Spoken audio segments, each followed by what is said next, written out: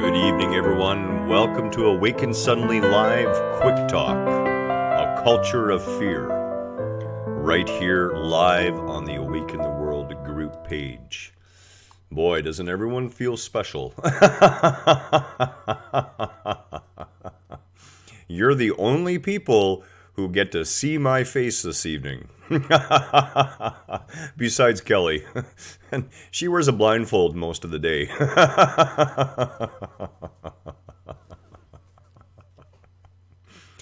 So, we're going to give a minute or two and allow a couple of people to get on. This is inside the Awaken the World Facebook group. And if you're interested and you're seeing this via YouTube or some other fashion, you're welcome to join us inside Facebook. We have the Awaken the World page ran by username Kelly Garhen. And of course, Kelly is my beautiful wife and myself, Garhen, Avalokiteshvara. And we would love to have you. We certainly would. We invite you, of course, to check out our YouTube channels. We have the Awaken the World YouTube channel. And we also have the Help Awaken YouTube channel, which is dedicated specifically to meditation. And we meditate together many, many times. And you're always welcome. Kelly's giving me a strange look already. What's the strange look about? No, it's okay. Oh, you found your way there? Yeah. Oh, okay. So, this is supposed to be a quick talk and really enough plugs about our YouTube channels and like. I do want to mention, though, that I am also available to help you in whatever way you need. So don't ever feel like you can't get a hold of us. And Garhen, I have this issue. I just want someone to bounce it off of. We're here. Prefer to talk via video messenger so we can talk face to face together. And that allows me to truly connect with you. It doesn't matter where you are in the world. If I can actually see you, I can read you like a book. And that is so helpful in getting to the bottom of what's really going on. So, of course, please utilize me. Use me as you will. There's never any cost, ever. The one thing we don't do within this group is serve the god of money, ever. So this evening we're going to talk about a culture of fear. And why is this really important to talk about? Well, Kelly and I were downstairs and we were just getting into our cycling on our stationary bike and our sun salutations this evening. We like to mix that up with our workouts, our weighted workouts and our other various yoga sessions. And we always come back to the exercise bike. Prior to the exercise bike, it was an elliptical. Well, the elliptical didn't have a really good stride. It's too short for me. And prior to that was a series of trampolines that we continually worn out and broke about one a month. And after 3 months of trampolines, we just gave it up.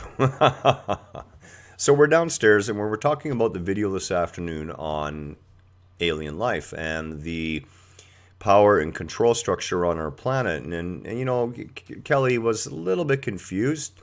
She couldn't really understand the whole thing about the power and control structure and aliens. And I said to her, well, it plays into the culture of fear. And here's the deal. When you seek external power and control, the one thing that happens to you is you become afraid you're going to lose it right away. It happens at a level of the ego. And those who seek power and control outside of themselves are the most unconscious of our entire species. These people will seek power and control outside of themselves, and in doing that, instill within their being an incredible fear of losing it. So, one of the things that this power and control structure fears is exactly what we were talking about. An alien species coming down to Earth en masse in broad daylight in big ships, landing right on the front lawn of various governments, landing in major parks. The power and control structure on our planet through media, Hollywood, has convinced a vast majority of the population that alien life coming here could only mean our end as a species. And this has been done on purpose. This is one of the reasons why we are watched and we have not experienced an en masse direct contact in broad daylight. And we won't yet. We're too afraid. We would literally destroy ourselves in their appearance upon our planet. The chaos would be unimaginable and the fear would be horrific. This is the culture of fear that is played upon by those who are aware of it. Now, we see this fear all over the place, okay? This fear became heavily manifested after 9/11, when a country's own government conspired and planned a heinous act of killing its own people in order to fulfill their wishes to gain more power and control over a population. And I'll tell you something, there's only two ways to get power and control over people. One, you take it. Two, you convince the people to give it to you freely. Well, guess what? That's exactly what fear has done. And the American people have fallen so deeply into this fear that now they fear a caravan of immigrants coming to the border.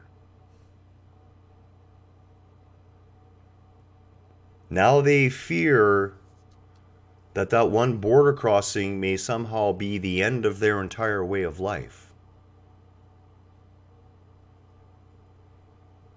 We see this culture of fear in the mass school shootings down in the States,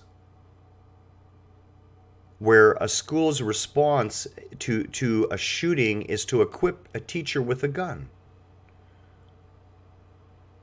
This is also part of this culture of fear. And you know what? We're playing into it wholesale.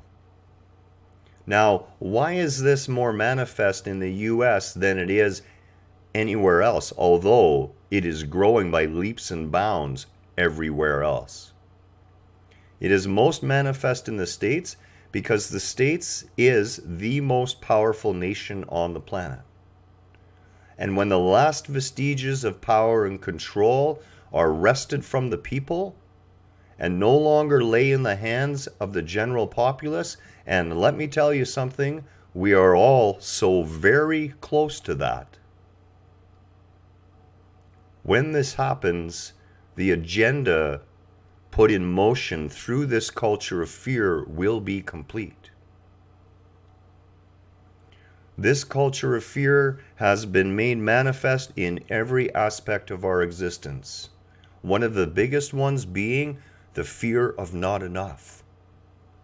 We have been taught and trained that there is a limited number of resources and the planet can only provide for a limited number of people. But nobody says, well, wait a minute.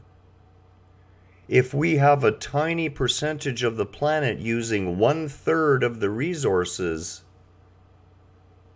clearly there is enough. The problem is not in the amount, the problem is in the usage of it. But this culture of fear has driven this home. So what do? You hold on even tighter to what you're afraid will one day disappear. And what do we know about holding on to things too tightly? You ever tried to squeeze something really hard in your hand and keep it squeezed there? You know what happens? Pretty soon your hand begins to go numb. And then, in one moment of unawareness, in one moment of forgetfulness, without you even being consciously aware of it, that which you struggle to hold on to, escapes. You let it go. and you let it go because you could never hold on to it to start with. This is the culture of fear. This culture of fear has extended, unfortunately, its web deeply into the Christian faith. You know, I have had the privilege of attending Mass of every sort, of every religion and belief system that you could possibly imagine across the globe. And I value every one of those encounters.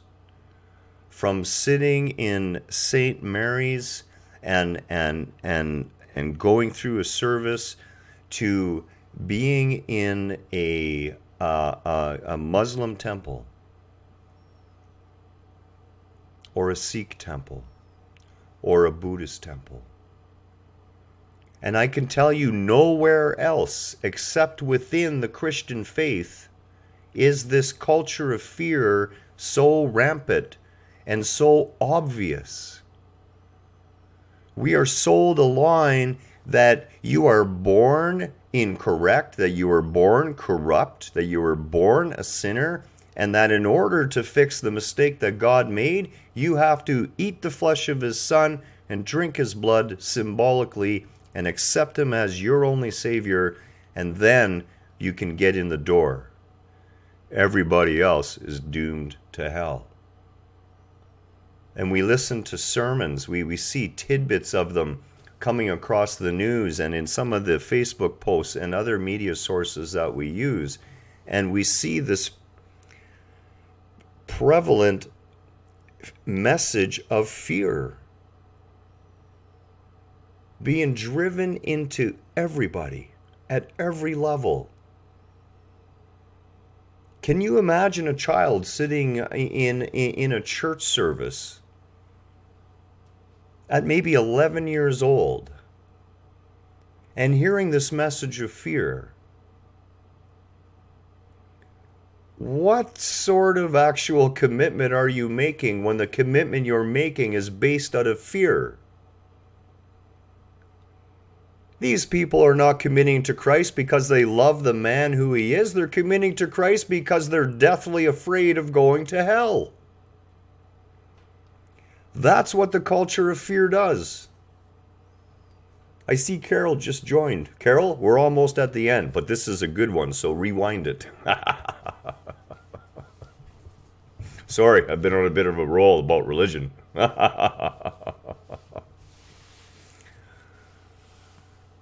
You know, so here you are 11 years old and you are told in every way that unless you accept Christ as your Savior, you're doomed to hell. Why? Because you were born corrupt. You were born a sinner. Despite the fact that Adam and Eve came a hell of a long time before you, you're still carrying their debt. And at 11 years old, you're told, well, accept Jesus and you're free. You're going to go to heaven. When you have to be coerced by fear to do anything, how valid is that commitment? I mean, certainly we can see how valid it is. If you want to see corruption and drama firsthand, join a Christian church. It's going to be filled with it. Why? Because those people, and I'm not saying they're bad people, okay, let's be clear, I'm not making judgments on anyone. I'm making direct observation and commenting on it. And I'm not saying it's wrong. You can go ahead and live whatever life you want to live. But if you want to get out of this culture of fear, you're going to have to drop the idea that there's a God out there that's going to judge you. Then you're going to have to drop the idea that there's any other person on the planet that has any other wish except for some safety, some security, some freedom, some food, and the ability to care for their young ones and have a future for them. And how could we deny that to anybody? This culture of fear covers humanity like a blanket. and money is tied right into it. And so are Western religions. Every aspect of our media and our Hollywood movies specifically designed to continue and strengthen and enforce this culture of fear that should have totally vanished at the end of the Second World War. But it didn't. Those who continue to seek power and control over others are themselves deathly afraid of losing that power and control. So they put this fear onto you, onto all of us, all of these fears, to try and limit us, to limit who we are, to have us push up against another, to have us stand and decry the existence of another one of our brothers and sisters. Stand courageously, even in the face of your fears. Allow yourself to see with eyes not tainted by the fear and the culture of fear being laid upon you. No matter who you are, no matter what you believe, we are one human family. If I cut you, you will bleed the same color that I bleed.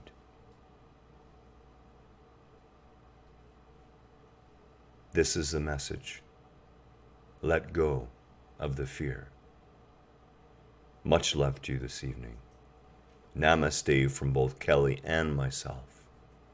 Have a wonderful Sunday night. We will see you again very, very soon.